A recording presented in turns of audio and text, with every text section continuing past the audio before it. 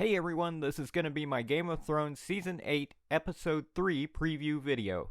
This is the big battle episode we've been waiting for. It clocks in around 1 hour and 20 minutes, which makes it the longest in the history of Game of Thrones. The battle sequence almost took them 11 weeks to film, and roughly 750 people working under cold weather conditions, so we can expect some good action. Before I start, please keep in mind that this video contains some confirmed spoilers. If you don't want to know anything regarding Episode 3, now's your chance to click off this video. If you're still here, then let's get started. The most heroic thing we can do now is look the truth in the face.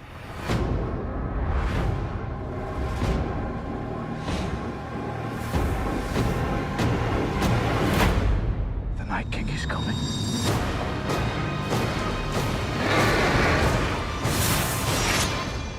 The dead are already here. At the end of Episode 2, the Army of the Dead is pretty close to Winterfell, so you might expect the episode to immediately start with a bang.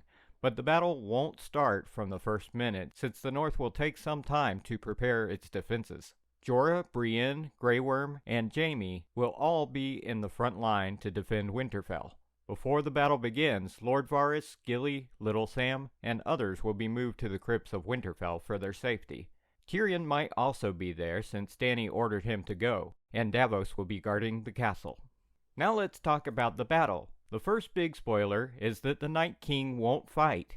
Instead, his commanders, the other White Walkers, will represent him. So this battle is between the living and the White Walkers and the Army of the Dead, and it is going to be really hard for the living due to the numerous losses that are about to happen on their side. Here are some of the characters that are going to die on the battlefield.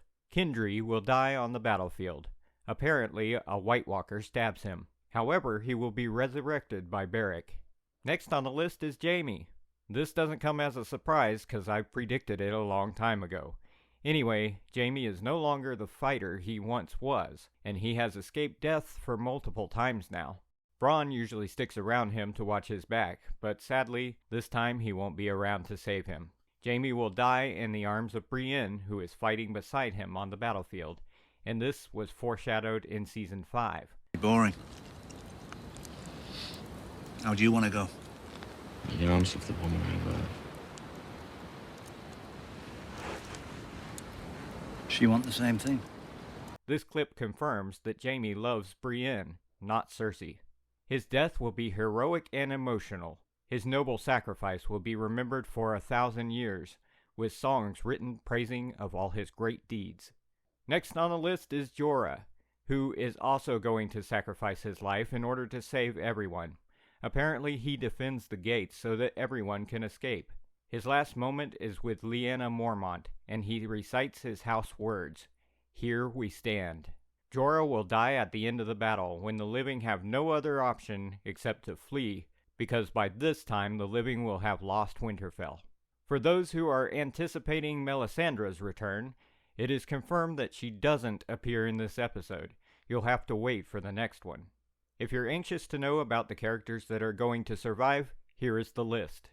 Sansa, Arya, Bran, Samwell, Davos, Brienne, Grey Worm, Jon, and Dany, they all live.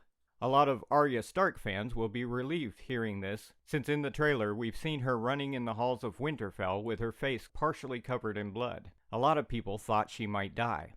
As for Theon, Lord Varys, and our beloved Giantsbane, all of their fates are shrouded in mystery. Theon, who is guarding Bran at God's Wood, I don't know whether he will survive this battle. There is a pretty good chance that Lord Varys will be killed, since his death was foreshadowed in Season 7. Post-battle, Jon and Dany are burning the bodies of the dead. Suddenly, the Golden Company arrives and starts to attack them. They also manage to hit Jon's dragon with a scorpion. For those who don't remember, this is a long-ranged artillery weapon resembling mounted large crossbows.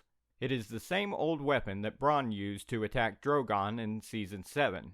Anyway, the Golden Company has managed to hit Jon's dragon with a scorpion. We know that this is all of Cersei's plan. She has been plotting against them for a while. She is clearly seizing the opportunity to crush Jon and Dany without any efforts, since they will be exhausted after the long Winterfell battle. Apparently, this is when the Night King shows up with his soldiers and destroys the Golden Company army, and the episode ends. Sounds like an abrupt ending, so we'll have to wait for episode 4 to find out what the Night King is going to do next. So that's all. Thanks for watching, like and share this video, and don't forget to subscribe.